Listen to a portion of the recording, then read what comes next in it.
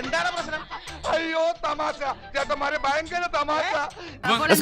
ഒറ്റ കാര്യമുണ്ട്, ആകെ ഞാൻ ഉറപ്പ് ജയിക്കുന്നു പറഞ്ഞ ഒറ്റ സ്ഥാനത്ത് കേരളത്തിലുള്ളൂ. ആരാ? അഖിൽ മാരാർ. ചിരിക്കണം. എന്താ ഒരു വലിയ തമാശ പറഞ്ഞതല്ലേ, ചിരിക്കണമെങ്കിൽ ചിരിക്കാം.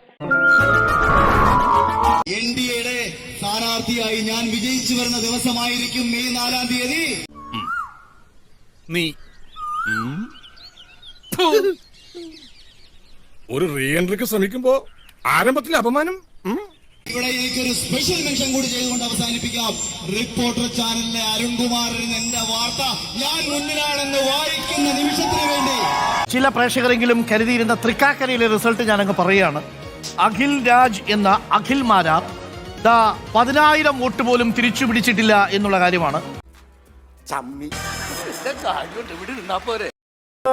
ആ സമയത്ത് ഒരു മാസ് റോളിലാട്ടം വന്നേ, അതൊക്കെ പോയി.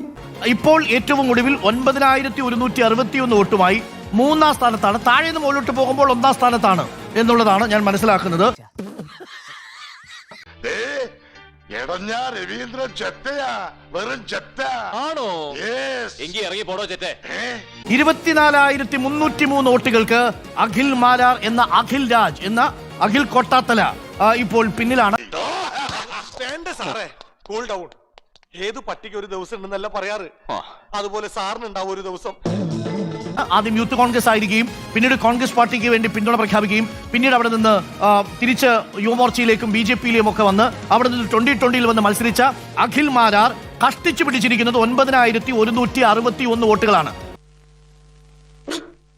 ആർക്ക് വോട്ട് ചെയ്താലും അത് കലേഷിന് കിട്ടുന്ന രീതിയിൽ വോട്ടിംഗ് യന്ത്രത്തിൽ ക്രമക്കേടുണ്ടാക്കി എന്ന് പറഞ്ഞൊരു അപ്പീൽ പോയി നോക്കിയാലോ? അപ്പീലിന് പോകാൻ യുവജനോത്സവത്തിലെ ലളിതഗാന മത്സരത്തിനല്ല സാറ് മത്സരിച്ചത്. 9,161 എവിടെ? തൃക്കാക്കരയിൽ. ഉമാ തോമസിനേക്കാൾ 24,000 വോട്ടുകൾക്ക് പിറകിലാണ് അഖിൽ രാജ് എന്ന അഖിൽ മാരാർ എന്ന വിവരം പ്രിയപ്പെട്ട പ്രേക്ഷകരെ അറിയിക്കുന്നു. ഈ പരാജയം താങ്കൾ ഒട്ടും പ്രതീക്ഷിച്ചില്ലല്ലേ? ഒരു മത്സരമാകുമ്പോ ഒരാൾ ജയിക്കും, ഒരാൾ തോക്കും. എന്നാൽ ഇങ്ങനെ ഉണ്ടാവും ഒരു തോൽവി.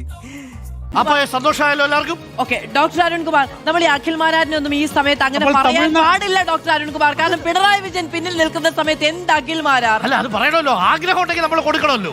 ആഗ്രഹം ഉണ്ടെങ്കിൽ നമ്മളത് പറഞ്ഞേ മതിയാവും. ഞാനൊരു ലോക തോൽവി ആയിപ്പോയില്ല എന്റെ ദൈവമേ. എടാ പട്ടിയെ പോലെ നിന്ന് മോങ്ങാതെ നീ കാര്യം എന്താന്ന് വെച്ച് പറ. എന്റെ ജീവിതം കോഞ്ചാട്ടോ എന്ന് പറഞ്ഞാൽ കേരളത്തിൽ ബാക്കി എല്ലാവർക്കും അറിയാം നോക്കുന്നു. അഖിൽ മാരാർ പറയുന്നത്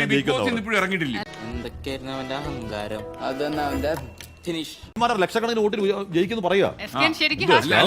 മര്യാദയില്ല. ഈ കത്തി കയ്യിലിരിക്കട്ടെ. രക്ഷപ്പെടാൻ പറ്റാതെ പോലീസുകാർ വെടിവെച്ച് കൊല്ലുന്ന ഘട്ടം വരുമ്പോ സ്വയം കുത്തിച്ചാവാനെങ്കിലും ഇത് ഉപകരിക്കും. ഇനി ഞാൻ ഇവിടെ നിന്ന് ഡയലോഗ് പറഞ്ഞ് കരഞ്ഞു. അതുകൊണ്ട് ഞങ്ങൾ ഞങ്ങളുടെ കൂട്ടക്കരച്ചിലിന് പോട്ടെ. എല്ലാരും ഇങ്ങോട്ട്